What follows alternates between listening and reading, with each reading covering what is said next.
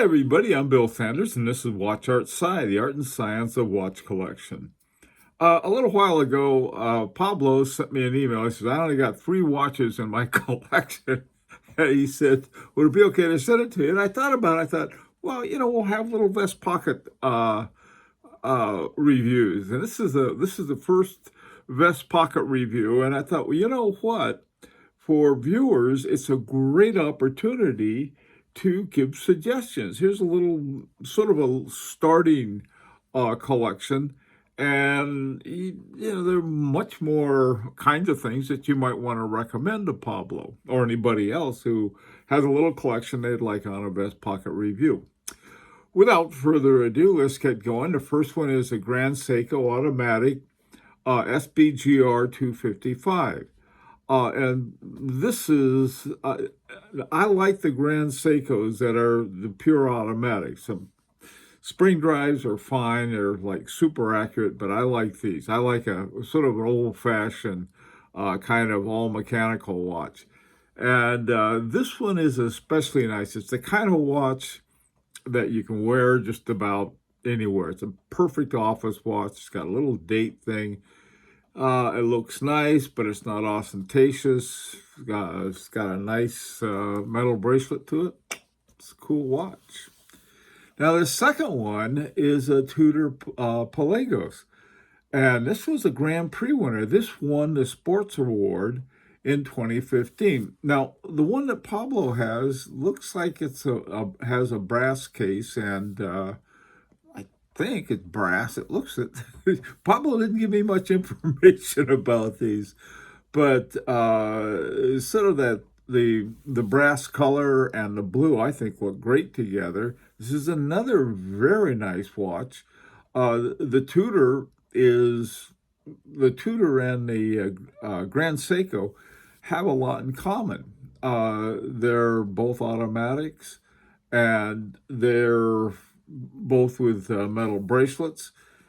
And, they're good all-around watches. Both of them are. Now, this won the Sports Award because it was entered as a sports watch, but this is, really very, very much of a sort of a luxury sports watch. It's not, like crazy expensive sports watch, but I think it's an awfully nice one. And so this is Pablo's second watch. And his final one, the third one, is one I had not heard of before. It's called Bruno Söhnle Mechanik Edition #1. This was a limited edition. And I hadn't heard of it, so I went and tried to find out something about it. And this particular one, I had a hard time finding, and I finally did. And it had what I was pretty sure what the movement was, and this is an ETA Unitas 6498, one of my very favorite movements. So, and also, too, I looked at a number of the other ones that were part of this Mechanik Edition #1. I swear Pablo got the coolest one. It has sort of breguet hands. They have little moons on the end, but the rest of the shape of the hands, I wouldn't. They don't look like breguet hands, but they're very nice hands, I think. And the whole layout, very clear with the small seconds down at 6 o'clock, and and then 2 different tracks for the hour and for the minutes.